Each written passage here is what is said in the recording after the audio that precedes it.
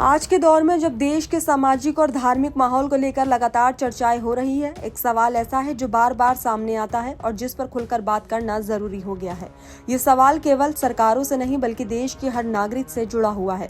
सवाल ये है कि जब देश के अलग अलग हिस्सों में हिंदू धर्म के प्रमुख आस्था केंद्र मौजूद हैं, चाहे वो अयोध्या का राम मंदिर हो, काशी विश्वनाथ मंदिर हो या फिर जम्मू कश्मीर के कटरा में स्थित माता वैष्णो देवी का पवित्र धाम, तो इन सभी स्थानों पर कड़ी सुरक्षा व्यवस्था क्यों रहती है? आखिर ऐसा क्या कारण है कि इन धार्मिक स्थलों पर जवानों की तैनाती करनी पड़ती है? सीसीटीवी कैमरास लगाए जाते हैं और हर गतिविधि पर निगरानी रखी जाती है।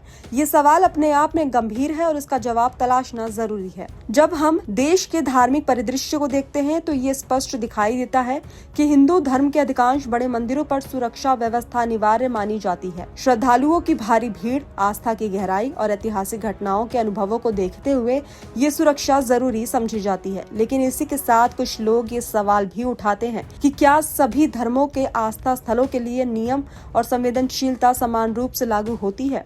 क्या धार्मिक स्थल के आसपास एक जैसी मर्यादाओं का पालन किया जाता है? यही वो बिंदु है जहां चर्चा और बहस शुरू होती है। दरअसल इसी संदर्भ में हाल के दिनों में जम्मू कश्मीर के कटरा क्षेत्र से जुड़ा एक मामला चर्चा में आया, जहां माता वैष्णो देवी श्राइन बोर्ड के अंतर्गत संचालित संस्थानों को लेकर कुछ सवाल उठाए गए। श्रद्धालुओं द्वारा दिए गए दान से चलने वाले इस बोर्ड ने स्वास्थ्य और शिक्षा के क्षेत्र में पहल करते हुए एक मेडिकल कॉलेज की स्थापना की। ये अपने आप में एक सकारात्मक कदम माना जाता है, लेकिन साथ ही कुछ लोगों का ये भी कहना है कि जब किसी धार्मिक ट्रस्ट की आय मुख्य रूप से एक विशेष समुदाय की आस्था और दान से आती है, तो क्या उस समुदाय के लोगों को प्राथमिकता मिलनी चाहिए? ये सवाल नफरत या भेदभाव का नहीं बल्कि पारदर्शिता और संतुलन का बताया जा रहा है। इसी मुद्दे को लेकर कुछ संगठनों और स्थानीय लोगों ने शांतिपूर्ण ढंग से अपनी बात रखी और अपनी चिंताएं जाहिर की। इसी बीच एक और घटना सामने आई जिसने लोगों का ध्यान खींचा और भावनाओं को झकझोर दिया।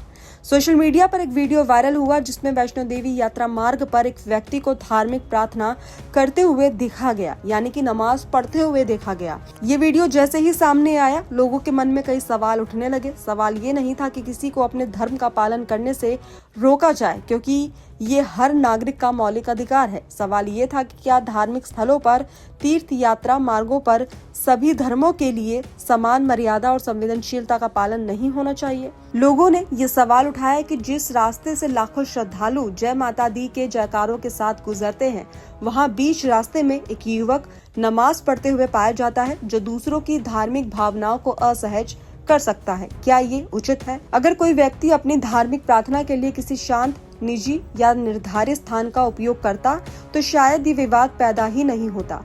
इसी बिंदु पर चर्चा केंद्रित रही कि सार्वजनिक धार्मिक स्थलों पर सभी को एक दूसरे की भावनाओं का सम्मान करना चाहिए।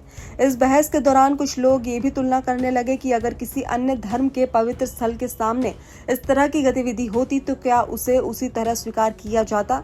यानी कि अगर मस्जिद में पूजा किया जाता तो क्या मुस्लिम उस पूजा को स्वीकार करते? ये सवाल किसी एक समुदाय पर आरोप लगाने के लिए नहीं है, बल्कि ये समझने के लिए उठाया गया है कि क्या हमारे समाज में धार्मिक सह अस्तित्व के नियम सभी पर समान रूप से लागू होते हैं या नहीं।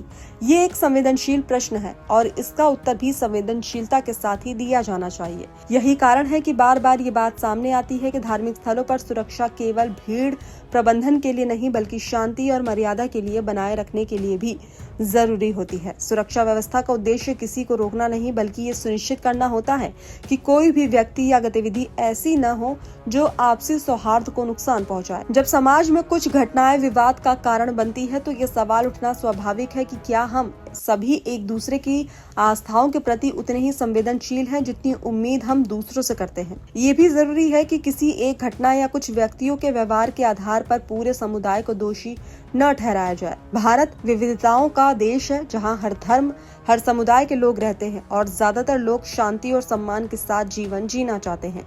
लेकिन जब कुछ घटनाएं बार बार सवाल खड़े करती हैं तो उन पर चर्चा होना और नियमों की स्पष्टता की मांग करना गलत नहीं कहा जा सकता। अंततः ये पूरा विषय एक ही बात पर आकर टिकता है, सम्मान और समानता। अगर हम चाहते हैं कि हमारे धार्मिक स्थलों की गरिमा बनी रहे तो हमें ये भी सुनिश्चित करना होगा कि सार्वजनिक स्थानों पर सभी धर्मों के लिए एक जैसी मर्यादा और नियम लागू हो।